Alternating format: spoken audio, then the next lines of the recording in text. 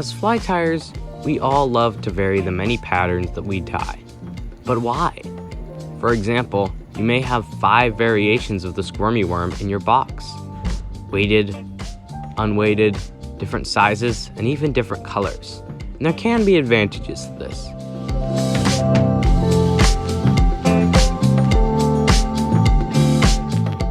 One reason we do this is simply because we love switching things up and varying the patterns that we tie and the methods we use to fish them.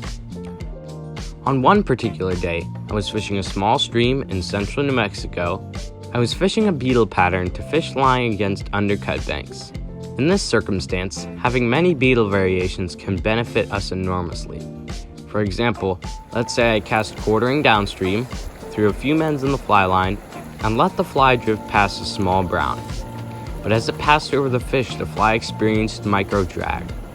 The fish rose and nearly took the fly, but at the last second it noticed the drag and turned away. That fish is unlikely to take that fly again, or even rise to inspect it. It will label it as danger, and will simply ignore your fly. You can get lucky sometimes, but other times a fly change is required.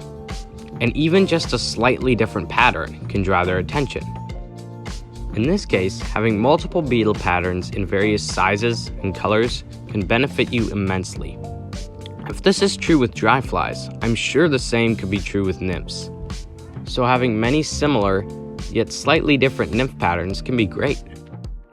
Of course, it's nearly impossible to detect when a fish has refused your nymph if you can't see it. And in this case, a similar pattern may not be required. But in any case, having something slightly different can help you when you're on the water. So again guys, hope that helps, and thanks so much for watching.